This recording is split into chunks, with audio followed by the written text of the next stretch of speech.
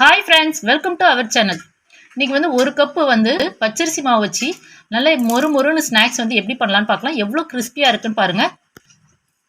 So உடைக்கும் போதுமே அந்த சவுண்ட் எப்படி இருக்குது பாருங்கள், சூப்பராக இருக்குங்க. ஸோ ஒரே மாதிரி செய்யாமல் வந்து வேறு வேறு ஷேப்பாக போடும் போது வந்து பசங்களும் வந்து விரும்பி சாப்பிடுவாங்க. ஸோ அதுக்காக வந்து இந்த மாதிரி முறுக்கு மாதிரி போட்டேங்க. அதுவும் வந்து எந்த அளவுக்கு சூப்பராக வந்திருக்கு பாருங்கள். ஸோ வாங்க எப்படி பண்ணலாங்கிறத நம்ம D3 சேனலில் பார்க்கலாம்.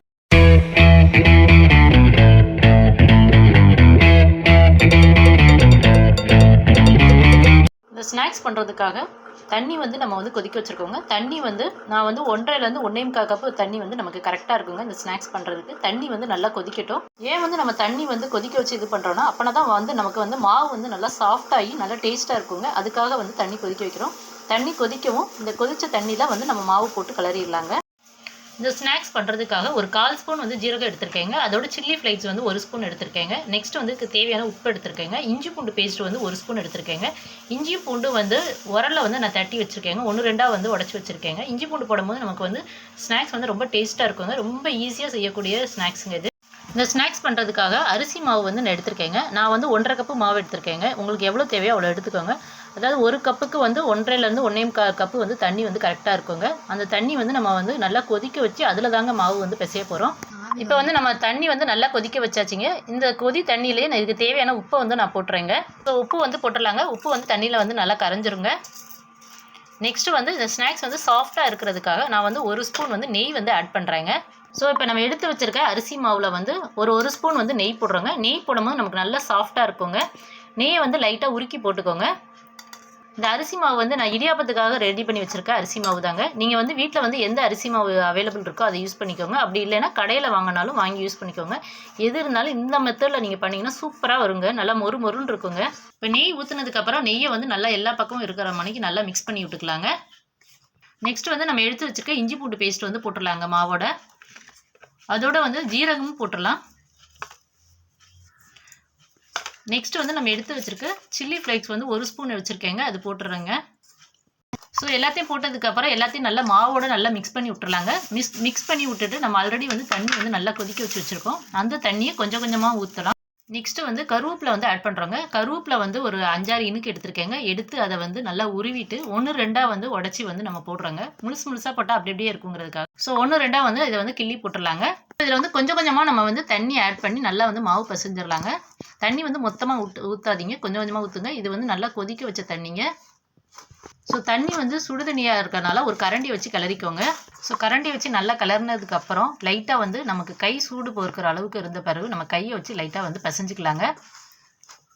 ஸோ இந்த மாதிரி நல்லா வந்து பிசைஞ்சு எடுத்துக்கோங்க. ஸோ இப்போ வந்து நமக்கு வந்து மாவு வந்து ரெடி ஆயிடுச்சுங்க. நல்லா பிசைஞ்சு எடுத்தாச்சுங்க. அது பார்த்தீங்கன்னா தெரியும், நல்லா வந்து பெருவரில் வச்சு அழுத்துனீங்கன்னா நல்லா அழுத்தம் கொடுக்குற அளவுக்கு இருக்குங்க. ஸோ இந்த அளவுக்கு வந்து நல்லா மாவு வந்து பிசைஞ்சு எடுத்துக்கோங்க.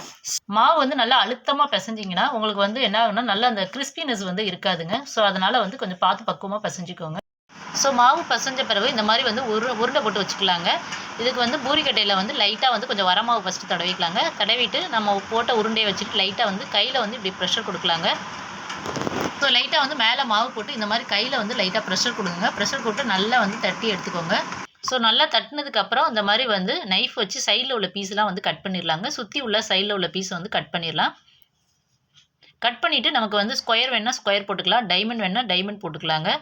ஸோ எது வந்து நமக்கு கன்வீனியண்ட்டாக இருக்கோ அதுக்கு தகுந்த மாதிரி போட்டுக்கலாம். இப்போ சுற்றி உள்ள மாவெல்லாம் வந்து ரிமூவ் பண்ணிடலாம். ஸோ இப்போ வந்து நம்ம வந்து ஸ்கொயர் ஷேப் பண்ண போகிறோங்க. மிடில் வந்து கரெக்டாக வந்து ஒரு கோடு போட்டாச்சு. அதுக்கப்புறம் வந்து நம்ம வந்து ஸ்கொயர் ஃபார்ம் பண்ணிடலாங்க. இதில் வந்து 3 இது வந்து நம்ம போடலாம், 3 லைனு. ஸோ இப்போ பர்ஃபெக்டாக வந்து நமக்கு வந்து ஸ்கொயர் வந்து கிடச்சிருச்சிங்க. ஸோ இந்த மாதிரி எல்லா மாவுலேயும் வந்து நம்ம ரெடி பண்ணி எடுத்துக்கலாம். இந்த மாதிரி நைஃப் வச்சு எடுத்திங்கன்னா ஈஸியாக வந்து ரிமூவ் ஆகும். ஸோ எடுத்து இன்னொரு பிளேட்டில் வந்து வச்சுக்கலாங்க. ஸோ எடுத்துகிட்டு எல்லாமே வந்து நம்ம வந்து இந்த மாதிரி ரெடி பண்ணி வச்சுக்கலாம். நான் ரெடி பண்ணி வச்சுட்டு காமிக்கிறேங்க. ஸோ இப்போ வந்து மாவில் வந்து நல்லா நம்ம வந்து ஸ்கொயர் ஷேப் வந்து ரெடி பண்ணி வச்சுருக்கோங்க. இந்த மாதிரி ஒரு பிளேட் ஃபுல்லாக வந்து நான் ஃபஸ்ட்டு ரெடி பண்ணி வச்சுட்டு இப்போ இதை வந்து நம்ம போட்டு எடுத்துடலாம். ஸோ அதே மாவில் வந்து நான் கொஞ்சமாக வந்து எடுத்து இந்த மாதிரி வந்து ரிங் வந்து செஞ்சு வச்சுருக்கேங்க. அதாவது சின்ன பசங்களுக்கு வந்து நம்ம வெரைட்டியாக செஞ்சு கொடுக்கும்போது அதோட ஹாப்பினஸ்ஸே வந்து தனியாக இருக்குங்க. ஸோ இப்போ வந்து ஒரு கடாயில் வந்து நான் எண்ணெய் ஊற்றிருக்கேங்க. எண்ணெய் நல்லா காஞ்சதுக்கப்புறம் நம்ம ஆல்ரெடி வந்து ரெடி பண்ணி வச்சுருந்த ஃபஸ்ட்டு வந்து நம்ம ஸ்கொயர் ஷேப் வந்து போட்டுடலாங்க. ஸோ போடும் போது கொஞ்சம் கேர்ஃபுல்லாக பார்த்து போடுங்க. எண்ணெய் நம்ம காஞ்சதுக்கப்புறம் தாங்க போடுறோம். ஸோ மேலே தெரிக்கும். அதனால கொஞ்சம் பார்த்து நீங்கள் ஸ்டவ் வந்து சிம்மில் வச்சுட்டு போடுங்க. ஸோ இப்போ எல்லாத்தையும் போட்டாச்சுங்க. போட்டதுக்கப்புறம் வந்து ஃப்ளேம் வந்து நல்லா ஹை ஃப்ளேமில் வச்சுக்கலாங்க. போடும்போது தெரிக்குங்கிறதுக்காக நம்ம வந்து ஸ்டவ்வை வந்து லோ ஃப்ளேமில் வச்சுருந்ததுங்க. இப்போ நம்ம வந்து ஸ்பீட் பண்ணிடலாம். ஸோ இப்போ வந்து வேகட்டுங்க. வெந்ததுக்கப்புறம் வந்து நம்ம திருப்பி விட்டுறலாம். ஸோ இப்போ வந்து ஒரு சைடு நல்லா வெந்துருச்சுங்க. வெந்தோடனே நம்ம வந்து திருப்பி விட்டுறலாம். இது வந்து குயிக்காகவும் வெந்துருங்க. டேஸ்ட்டு வந்து நமக்கு சூப்பராக இருக்கும். இப்போ ஸ்கூல் விட்டு வர பசங்களுக்கு இந்த மாதிரி ஸ்நாக்ஸ் செஞ்சு கொடுக்கும்போது அவங்களும் வந்து ஹாப்பியாக சாப்பிடுவாங்கங்க. ஸோ இப்போ வந்து நல்லா வெந்துருச்சுங்க. வெந்ததுக்கப்புறம் நம்ம இதை வந்து ஃபில்ட்ரு பண்ணி எடுத்துடலாங்க. இப்போ வந்து நம்ம எல்லாத்தையுமே வந்து போட்டு எடுத்தாச்சுங்க. இப்போ சூப்பராக மொறுன்னு வந்து நமக்கு ஸ்நாக்ஸ், ஈவினிங் ஸ்நாக்ஸ் வந்து ரெடி ஆயிடுச்சுங்க. ஸோ இந்த மழை நேரத்தில் வந்து ஏதாவது வந்து மொறுன்னு சாப்பிடும் போல தோணுங்க. ஸோ அப்படி இருக்கிற நேரத்தில் நம்ம வீட்டில் இருக்க இந்த பச்சரிசி மாவு வச்சு சூப்பராக இந்த மாதிரி மொறுன்னு வந்து செஞ்சு கொடுத்தீங்கன்னா எல்லாருமே வந்து விரும்பி சாப்பிடுவாங்கங்க. நாங்கள் போடுற வீடியோலாம் உங்களுக்கு பிடிச்சிருந்தா லைக் பண்ணுங்கள். உங்கள் ஃப்ரெண்ட்ஸ் அண்ட் ரிலேட்டிவ்க்கு ஷேர் பண்ணுங்கள். நிறைய பேர் வந்து சப்ஸ்கிரைப் பண்ணி சப்போர்ட் பண்ணுறீங்க. அப்படியே கொஞ்சம் லைக் பண்ணிங்கன்னா நல்லாயிருக்கும். Thank you so much.